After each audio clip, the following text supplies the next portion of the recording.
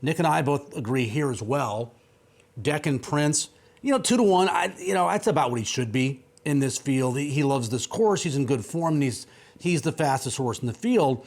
Gentle Soul, he's been the beaten favorite in his last couple. But if you think that a horse like Path to Success can run with Deccan Prince, then you might like Gentle Soul, who just lost to Path to Success, but that was maybe because Path to Success got an easy lead in that July 15th race. That's not happening here. He might not be in front. I don't think he will.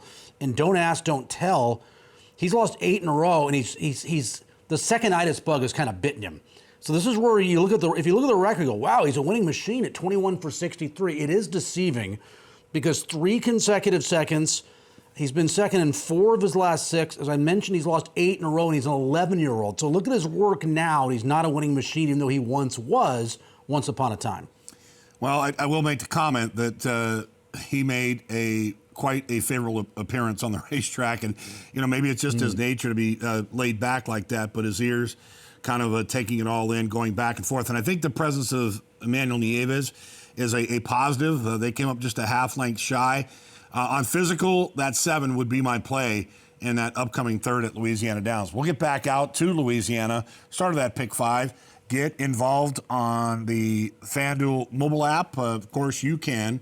FanDuel Racing mobile app. You can play those tickets that we've assembled, or, in fact, play your own and essentially just maybe use a few snippets. If not, your opinion is what matters most at the end of the day.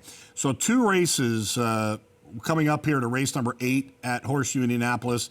This will start the double and the late double as you look at the level here of horses at that mile and 70 yards. Matt, you pointed out this race off turf. The bettors have kind of aligned here on the 9 Enchanted Melody. Do you see this horse as a gate-to-wire threat, or do you think there's other company here that this is going to keep this horse honest? I thought the 1 gets the lead here. Okay. In here. So I don't like the 9 because of that. I think she... I don't know if she needs a lead. I mean, when you're an average horse, and that's what these horses are, you want to get the trip that you want. And I think her best trip is on the lead.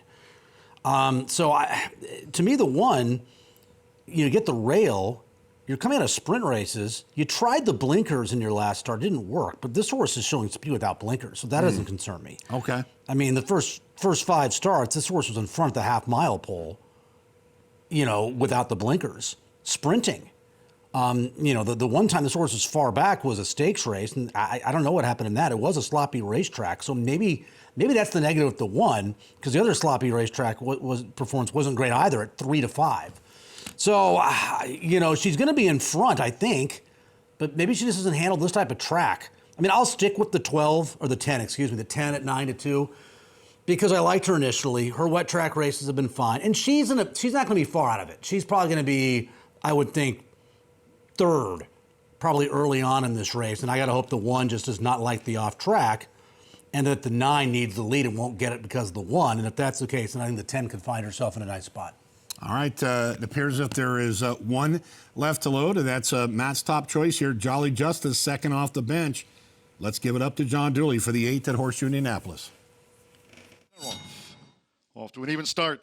Good start for Molly's Potion. Right there, She's My Huckleberry with the white cap, and Enchanted Melody with an early run as they make their way into the first turn. Here, Kitty Kitty is running in 4th, with on the outside, Jolly Justice in 5th as they round the first turn. Soul Run with in between horses, Charming Giselle and Amazingness. Charming Giselle has dropped back to last, and it's She's My Huckleberry who takes charge of the pace. She's My Huckleberry leads Molly's Potion by 2. The quarter, 23.56 seconds. Enchanted Melody is running in 3rd in the black cap. Soul Run with the rail and Amazingness is running in 5th now by 3. Then here Kitty Kitty. Running 2nd to last is Jolly Justice, and the trailer is Charming Giselle. Making this run toward the half-mile pole. She's My Huckleberry for Jose Gutierrez, being joined by Molly's Potion, who's making this bid right now for Sammy Bermudez. Past the half-mile pole right together in 47.19 seconds.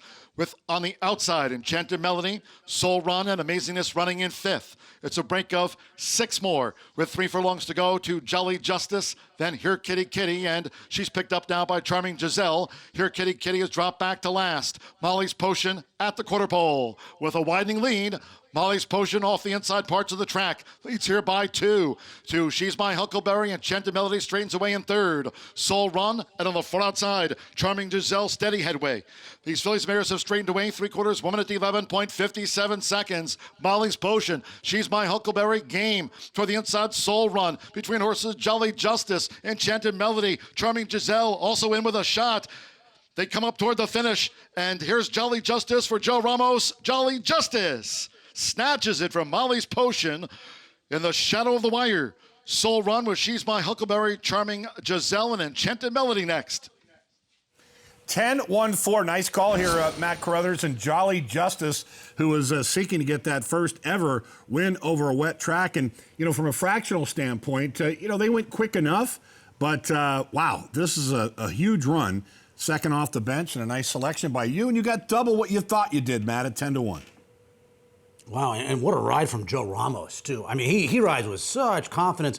It's kind of weird, you know what I think after I say this, Nick, you'll understand. Me and you have both watched, 8 trillion races combined. You kind of know sometimes when your horse has no chance of winning, even though when you're in a good spot, and then you have other times where you kind of really feel like you're going to win. I really felt the horse was going to win. Like, I don't know why, but the horse was going to win the race. I can just tell the way she was traveling, and she ducked down, and it wasn't easy.